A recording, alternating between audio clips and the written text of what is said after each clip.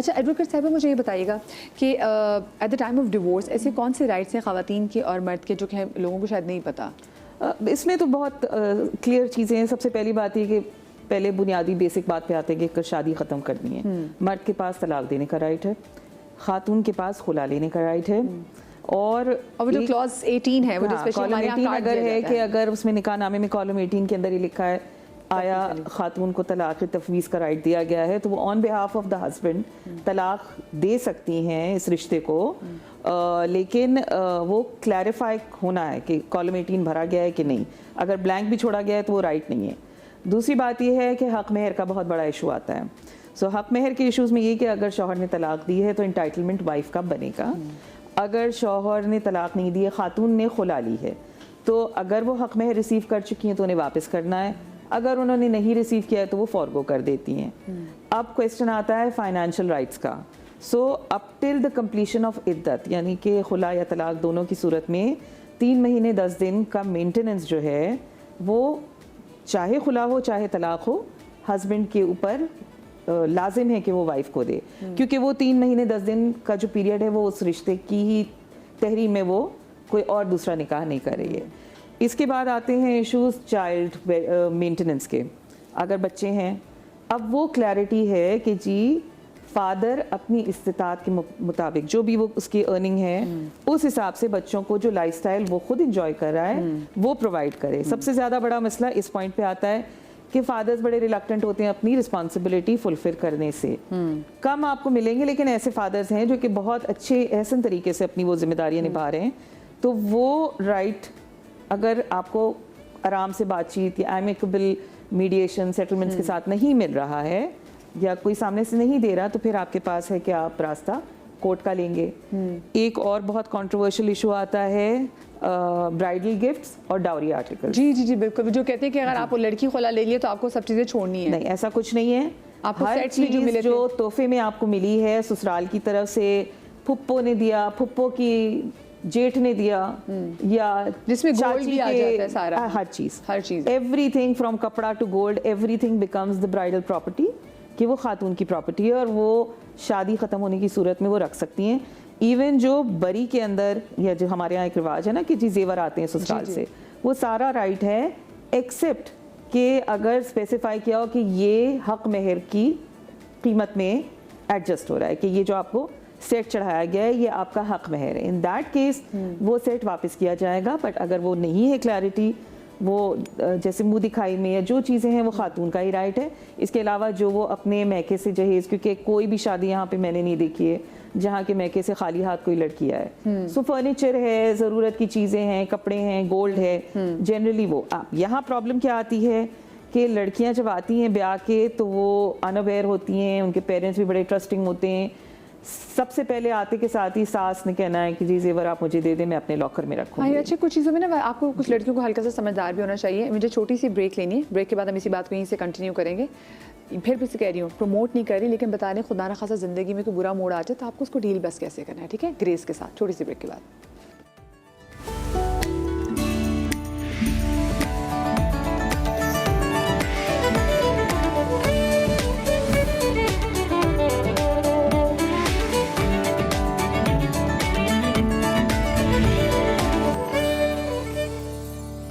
Ji welcome back after the break. और क्योंकि आज हम बात कर रहे हैं डिवोर्स के हवाले से, डिवोर्स के बाद होने वाली कॉम्प्लिकेशंस के हवाले से। देखिए, डिवोर्स के बाद कपल्स को थेरेपी की भी ज़रूरत होती है, and specially when the kid is involve, जब बच्चा इन्वॉल्व हो। तो देखिए, हमारे तो दीन में कहा गया कि अगर ऐसी कोई रिश्ता ख़त्म होता है तो उसको एहसन तरीके से ख़त्म किया जाए। हमारे यहाँ एक बहुत अगली सिस्टम है कि डिवोर्स क्योंकि सिर्फ कपल्स के दरमियान नहीं होती, एक ख़ानदान के दरमियान भी होती है, और आपको किसी रिश्ता ख़त्म करने के लिए अगले की इज़्ज़त को नीस्तो नाबूद करने के आप उस पर आ जाते हैं कि भाई ये लड़की क्योंकि बहुत कैरेक्टरलेस थी, ये लड़का ये भी बहुत बुरा था। आप इतने एक्सट्रीम पे चले जाते हैं कि वो जो बच्चा है ना उसके लिए आप आगे की ज़िंदगी मुश्किल कर देते हैं। क्योंकि ऑफ कोर्स मैंने बहुत से कपल्स को ऐसा भी देखा है कि जिनकी डिवोर्स हुई होती है, लेकिन जब उनके बच्चों की शादी होती है तो वो साथ होते हैं, उन बच्चों की कॉन्वोकेशन होती है। ये मुझे ये चीज़ थोड़ी बेहतर लगी जब हमने वेस्ट में देखी है, हमने अब यहाँ पर भी देखी है कि एटलीस्ट दोनों मियाँ बीवी बच्चे के लिए मौजूद हैं एक पढ़े लिखे तरीके से। Why do we have to make it so ugly? हम इसको कितना बुरा बना देते हैं? दो चीज़ें हैं, हम क्यों ऐसा बुरा बनाते हैं उसके ऊपर बात करेंगे डॉक्टर साहब। कि जी ह्यूमन नेचर क्या है हाँ। और क्या ये प्रॉब्लम होती है। लेकिन जो आप बात करिए कि पेरेंट्स दोनों बच्चे की ज़िंदगी मौजूद हों, that is one thing that I am working on, कि जी को पेरेंटिंग, शेयर्ड पेरेंटिंग या जॉइंट पेरेंटिंग के ऑप्शंस होने चाहिए। दो लोग बहुत अच्छे होने के साथ मे बी के बावजूद एक दूसरे के साथ अगर गुजारा नहीं कर सकते तो do not compel them to live in a toxic situation. उससे कहीं बेहतर है कि वो एमिकेबली अपने अपने रास्ते अलग करें, wishing each other the best of luck. अगर उनको कोई और कंपेनियनशिप या पार्टनर मिलता है दे शुड मूव ऑन, ताकि वो अपनी ज़िंदगी में खुश हों। कहते हैं ना वो रूमी ही सेइंग है कि you can never fill from an empty cup. So आपका जब खुद कटोरा भरा हुआ होगा तभी आप किसी के लिए कुछ उसमें से पौर कर सकते हैं।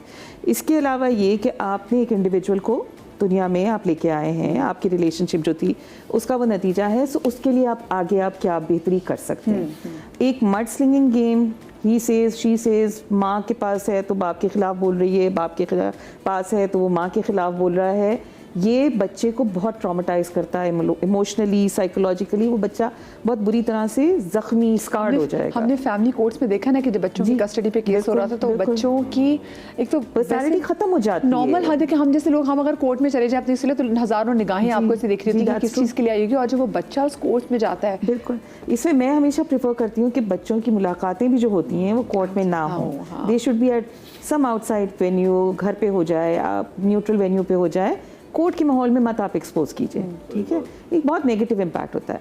दूसरा ये जो शेयर्ड पेरेंटिंग का कॉन्सेप्ट है, आप क्यों अपना पूरा अथॉरिटी एक्सरसाइज कर रहे हैं उस बच्चे पे जिसका एक बाप भी है या जिसकी एक माँ भी है?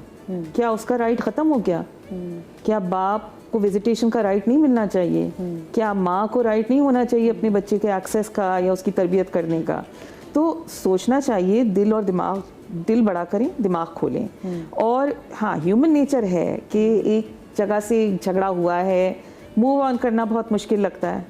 लेकिन हमारा आई थिंक अगर आज के प्रोग्राम के एंड में अगर लोगों का ये माइंड बनता है कि ज़िंदगी वहाँ ख़त्म नहीं हो जाती है जहाँ एक शादी ख़त्म हुई है, आगे की भी एवेन्यूज़ हैं, ज़रूरी है आप दूसरी शादी करें, मगर अगर ऑप्शन मिले ज़रूर कर लीजिए, कोई उसमें वो मानिया के मसाइल का नहीं है। बीइंग अ मुस्लिम सोसाइटी हमारा तो फ़र्ज़ बनता है कि हम अपनी कुंवारी बच्ची से पहले हमारी जो बेवा या तलाक याफ्ता बहन है, हम उसके लिए असबाब जो है उसके लिए जो है वो कुफ तलाश करें कि हाँ भी इसकी शादी होनी चाहिए। क्योंकि ऐसा थोड़ी है कि जैसे भी आप भी बात करिए, हमने पैकेज जो नाज़रीन को दिखाया कि अगर आपकी डिवोर्स होगी तो आपका चैप्टर ख़त्म हो गया, तो नहीं, प्लीज़ आपके घरों में जितनी भी बच्चियाँ हैं वो ये राइट रखती हैं कि उनकी ज़िंदगी है तो वो उनको आगे अच्छा शरीके हाथ मिलना चाहिए। हो सकता है एक तरफ के नसीबों की मारी हो तो दूसरे उनको भी अच्छा मिल जाए, ये जरूर। अच्छा, वाई डू, जैसे होगा ना ह्यूमन नेचर है, हम क्यों एक चीज़ को इतना बुरा तरीके से ख़त्म कर देते हैं कि वो जैसे वो बच्चों के वाले से बात की ना कि समहाउ एक, क्योंकि अब मैं तो कंफ्यूज हो गई, समझ में नहीं आ रही कि अगर आप एक टॉक्सिक रिलेशनशिप में रहते हैं, और मैंने लोगों के सामने मिसाल भी रखी, बच्चा तो वही बन गया जो जिस चीज़ से माँ भाग रही थी, सारी उम्र डरती रही है, बच्चा वही कैरेक्टर बन गया। तो क्या होना चाहिए डॉक्टर बजाज? देखिए, मैं इनकी बात को कंटिन्यू करूंगा क्योंकि वो बड़ा इंपॉर्टेंट था, फिर इसका जवाब देता हूं। जब ये अदालत फैसला करती थी ना कि बाप से नहीं मिलेगा, माँ से नहीं मिलेगा, तो उसका कॉन्सेप्ट ये होता था, क्योंकि हम खुद अदालतों में जाके वकीलों से डिस्कस करते हैं कि बाज़ औक़ात या फादर बच्चे के लिए अनसेफ होता है या बाज़ औक़ात मदर बच्चे के लिए अनसेफ होती है। आप देखिए ना अभी जो ख़याबान मुजाहिद हमने शो किया था, ख़याबान मुजाहिद पे जिस औरत ने बच्चों को ज़िबा कर दिया था, कश्मीर में भी अभी किया है। बिल्कुल। तो बाज़ औक़ात फैमिली हॉस्पिटल में भी बाज़ फैमिली मेम्बर्स को हम नहीं मिलने देते क्योंकि हम मुंह पे कहते हैं कि आप तीनों अनसेफ हैं पेशेंट के लिए।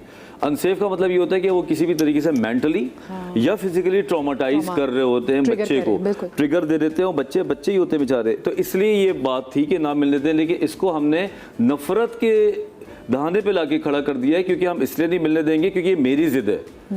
एक माँ के पास जब कोई बस नहीं चलता तो वो बाप से बच्चे को दूर करके ठंडक महसूस करती है कि मैं तो कुछ नहीं कर सकी, लेकिन तुम मिलके दिखाओ जरा अपने बच्चे से। बिल्कुल सही कह रहे हैं। वो उनका एंगर डिस्प्लेसमेंट होता है। इसी तरह बाप ये हरकतें कर रहा होता है, अच्छा तुमने मुझसे ये किया, अब तुम बच्चा छीन के दिखा दो। बच्चे को अपनी जिदों का महवर बना लेते हैं। ये इतने जाहिल माँ बाप होते हैं कि चलो तुम दोनों की लड़ाई थी, पहली बात तो ये तुम जैसे लोगों को बच्चा पैदा करना ही नहीं चाहिए था, जब तुम खुद ही सेटल नहीं हो तीसरे को लाए। पर लेकिन हमारे तो ये बताया जाता है ना, बच्चा पैदा कर लो तो चीजें बेहतर हो जाएंगी, अच्छा एक और बच्चा पैदा कर लो चीजें, और उसमें ऐसे लोगों को तो उठा के फौरन जेल में डाल दिया जाए जो ये ऐसे फतवे दे रहे होते हैं कि बच्चे सेट नहीं है, लड़ लें, कोई नशा कर रहा है, कोई बुरा है और उसको आप ये मशवरे दे रहे हो कि बच्चा पैदा करो। बच्चा पैदा करने के बाद वो आपको पता है बच्चा कितना मासूम होता है यार। So unfair, हाँ। मेरी 2.5 साल की बच्ची है, मैं उसको देखता हूँ, कभी कभी मैं गलती से चीख लेता हूँ, वो मुझे यूं करके देख रही होती है। चीखने का मतलब ये कि ज़ारा बस, और वो यूं हो जाती है और मैं ये फील कर सकता हूँ और फिर मुझे सॉरी फील होता है। जब माँ बाप 24 घंटे लड़ते होंगे अपने बच्चे के सामने, सोचो बच्चे का दिल इतना सा होता है यार। बिल्कुल। और वो क्या सोचता होगा कि मैं इस दुनिया में आया क्यों। और यकीन करें वो बच्चा जब कोर्ट्स में देखता है ये चीज़ें और वहाँ पे ये देख रहा होता है कि मेरा माँ बाप लड़ लें, मैं कहाँ जाऊँ, एक हाथ यहाँ से घसीट रहा है, तो ऐसे लोगों को तो उठा के ना बंदा इनको जेल में डाले कि या तो तुम दोनों मिजरेबल बना दी बच्चों के। मिजरेबल कर दिए ना। मैं बड़ा इमोशनली बात कर रहा हूँ इस वक्त, क्योंकि बच्चे मेरे पास पेशेंट बन के आ रहे हैं, 12-12 साल के बच्चे, खुदा की कसम। बच्चों को माँ बाप में अगर अमान नजर आए तो ये बच्चे कहाँ जाएंगे? कहाँ जाएंगे वो? उनको मैं माँ बाप से लेता रहा हूँ ना, सब आप माँ बाप से लेती रही हो, माँ बाप ही आपके लिए मसला हो गए, अब कहाँ जाएंगे आप?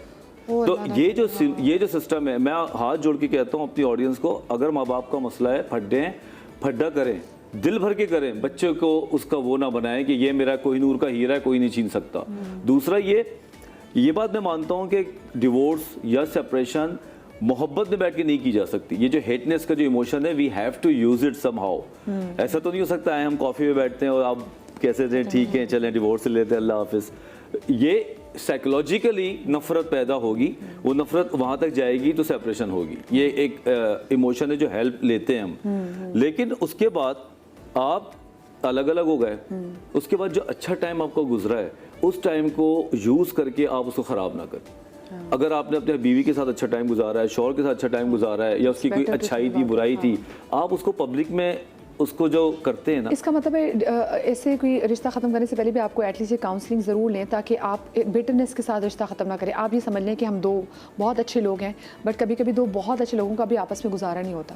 सिंपल। तो अपनी सैनिटी को बरकरार रखने के लिए कई बार ऐसा हुआ है मदिया कि दो लोग जुड़े और नहीं रह सके, वो कहीं और जुड़े और जिंदगी भर रहे, क्योंकि वो दोनों आपस में एक दूसरे के साथ कंपैटिबल नहीं होंगे, लेकिन वो कहीं और तो पूरी जिंदगी गुजार रहे हैं। तो आप ये नफरतें ना करें। आप डिसेंट अच्छे माँ बाप के बच्चे हैं ना, जो आपकी तरबियत वाले हो, तो आप अपने एक्स के साथ कभी भी ना बुराई सुनेंगे, ना बुराई करेंगे। और अगर बच्चा बीच में आ गया तो हमेशा बोलेंगे कि तुम्हारी माँ बहुत अच्छी औरत है। हाँ। उसको क्या पता तलाक क्या है। एट दिस पॉइंट मैं ये जरूर कहूंगी कि ये सिर्फ मियाँ बीवी के लिए नहीं, बेसिकली एक इंसान को ही ऐसा होना चाहिए कि भाई आप मेरे सामने किसी की बुराई मत कीजिए और मैं आपके साथ बैठ के कोई किसी की बुराई नहीं करूंगी। हाँ, मजा बहुत आता है, तफरी होती है जब हम बैठ के किसी की गिबत करते हैं, वही गॉसिप वाली चीज़ होती है। गॉसिप वही है। बट द थिंग इज कि आप ऐसे हो जाएं कि भाई ना मैंने कुछ बुरा कहना है ना बुरा सुनना है। अब हम अपने अंदर एक ये इंडिविजुअल चेंज लेके आए तो आप देखेंगे कि ओवरऑल इम्पैक्ट सोसाइटी पे बड़ा एक डिफरेंट होता है।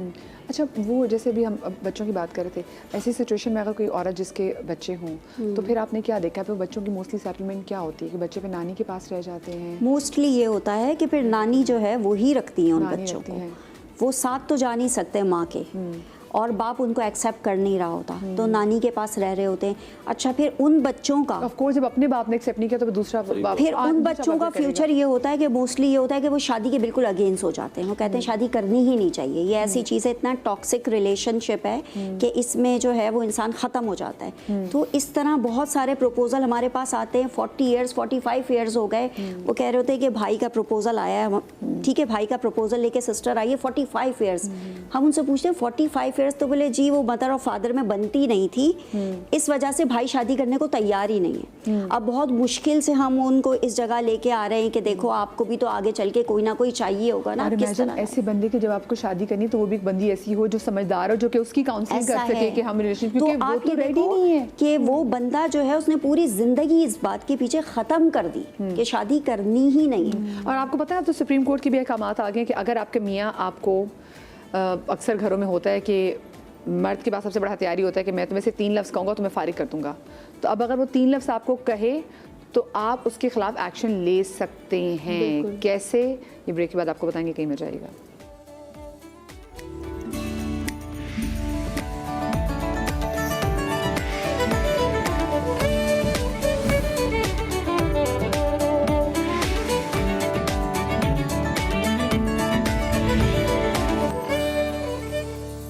Welcome back after the break.